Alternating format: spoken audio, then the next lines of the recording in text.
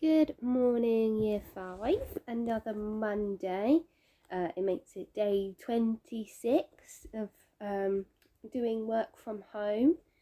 Seems like a long time, but hopefully the country is going in the right way, and we can all get a little bit of normal back soon.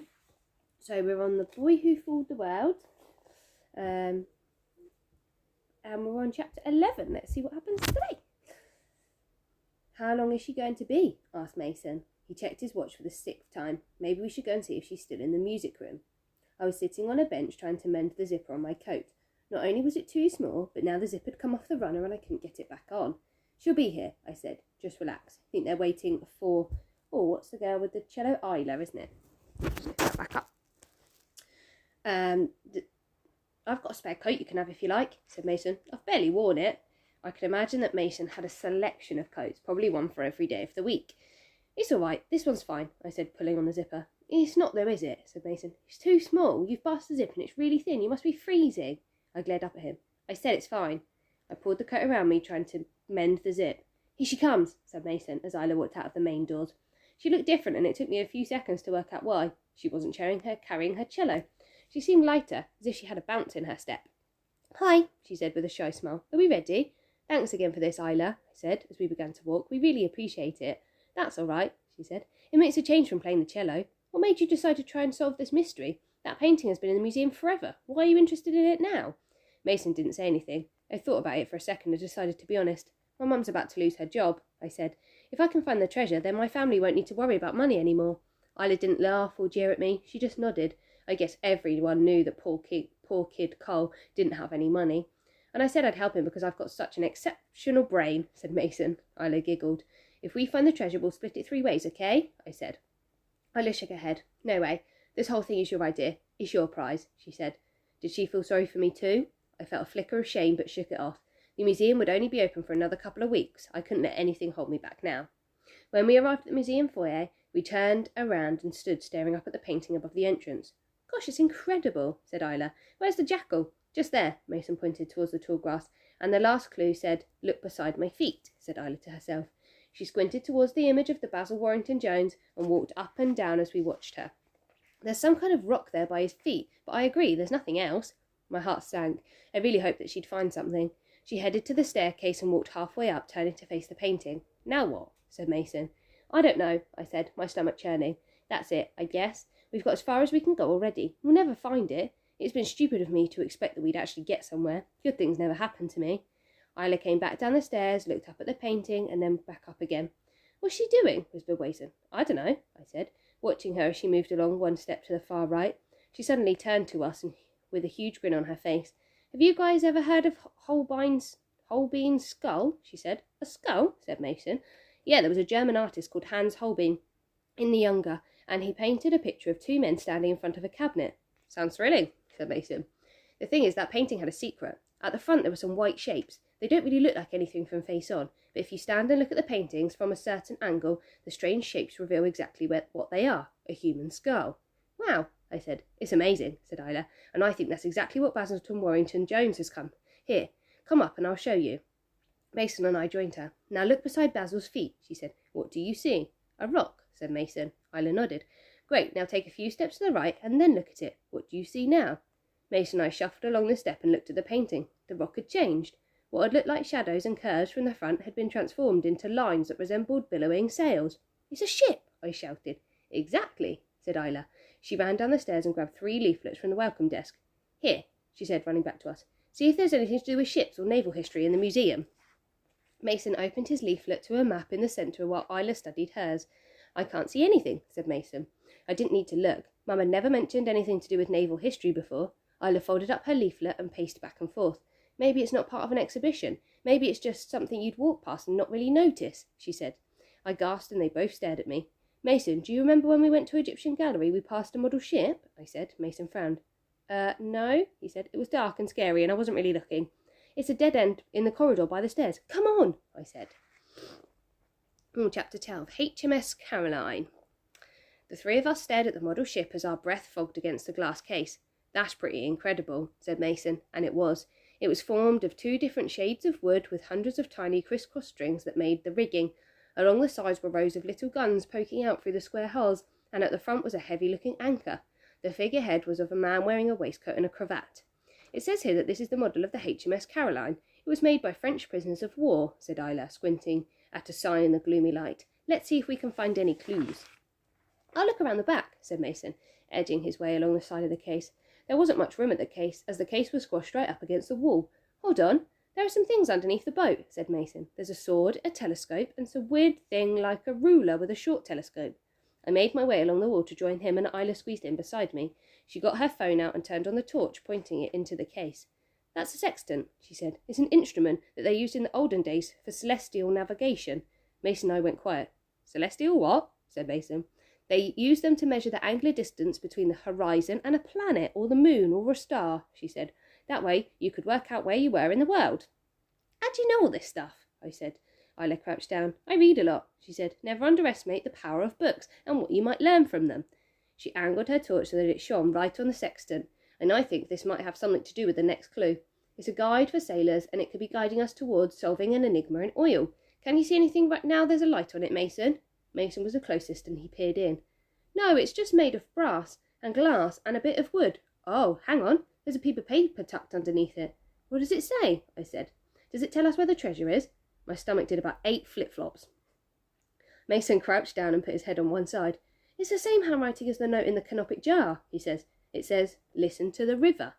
Listen to the river? I said. What on earth does that mean? He stood up and we came out beside the cabinet. I paced around. Maybe the treasure is in a river. Is there a river in the town, Isla? I don't think we have a river anywhere near here, do we? Do either of you have any ideas where it might be? I knew I was rambling, but I couldn't help myself. Isla shook her head. We need to take some time and think about it, she said. But I don't have time, I shouted. My mum is going to be out of a job soon, and we won't have any money to pay for food or bills or anything. We need to find that treasure. I looked away and felt Mason's hand on my shoulder. Mate, we've only just found the second clue. Just relax, okay? I shrugged his hand off. It was okay for him. He had everything.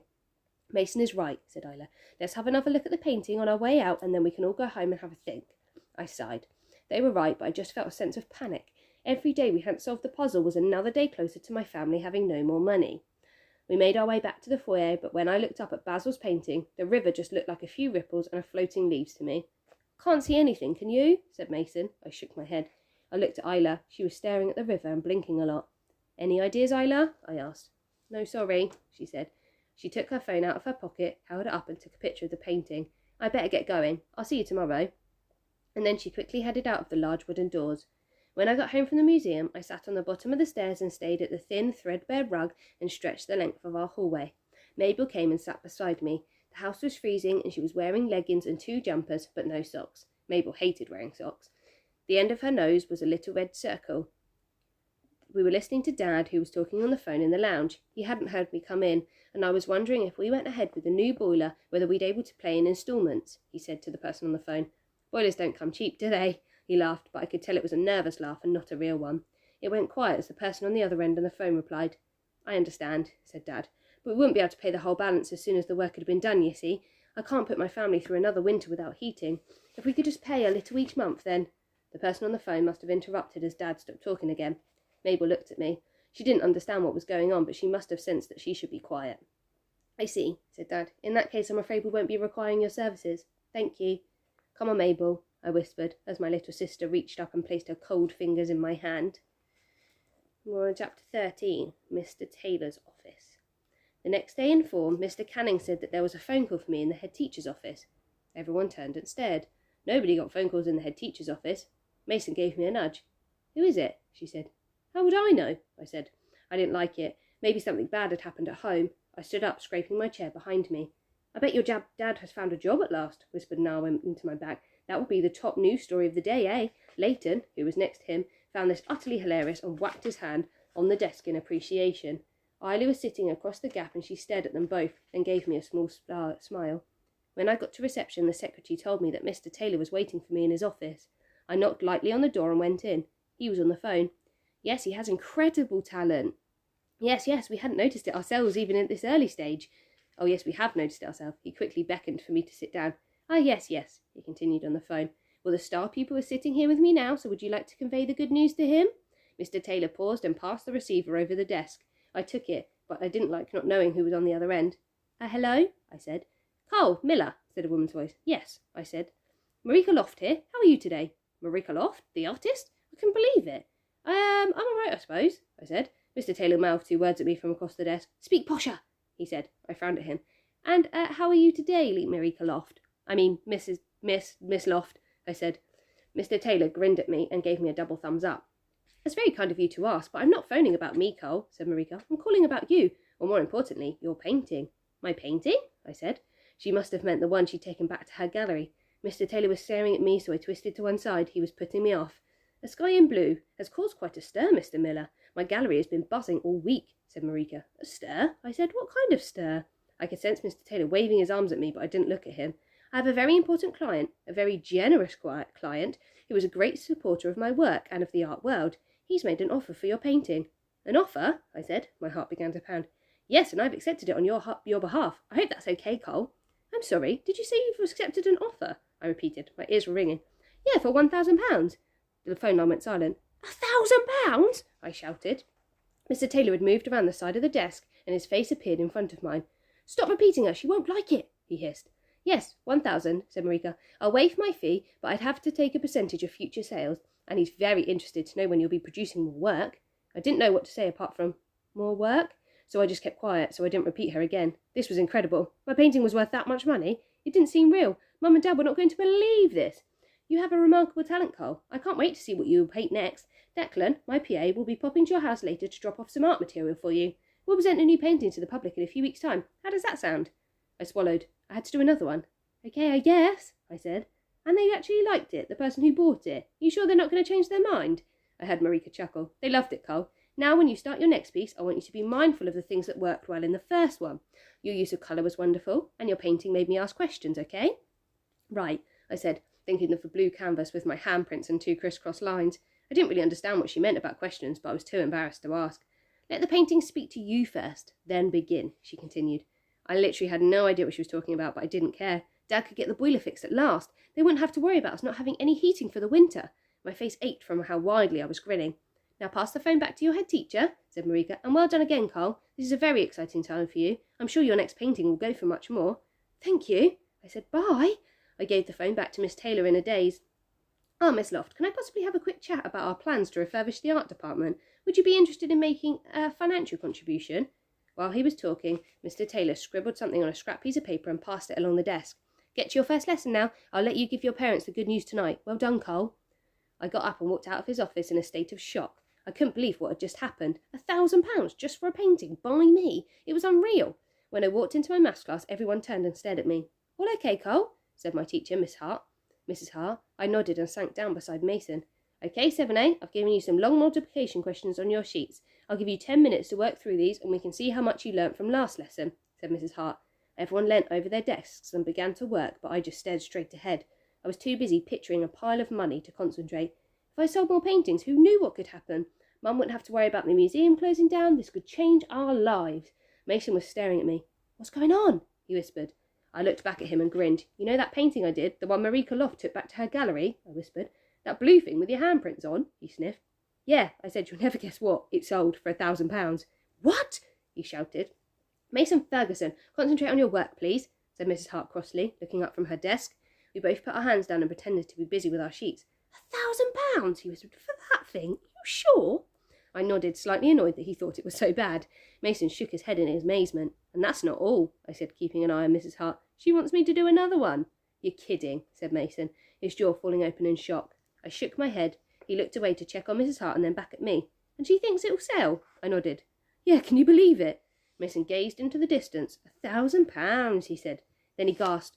The next one might sell for more. If the person who wants to buy it is really keen or really stupid, they might pay tens of thousands of pounds for an original Cole Miller painting. We both snorted. That was crazy. Mate, you're going to be rich. Mason grinned and slapped me on the back. I laughed as I let those amazing words sink in, but I was already feeling a bit worried. I stared down at the first question on my math sheet and my head began to spin a little. What on earth was I going to paint next? Well, that's an exciting turn of events. Hopefully it all works out for him. I really hope you're all staying safe. Mrs. Wren and I are missing you all. it's really lovely to see your work and to know that you're all okay and getting on okay. So do please keep letting us know. And hopefully all the staying in and doing your work at home will help everybody. So thank you from Mrs. Wren and I, and we hope you're safe and well. See you tomorrow.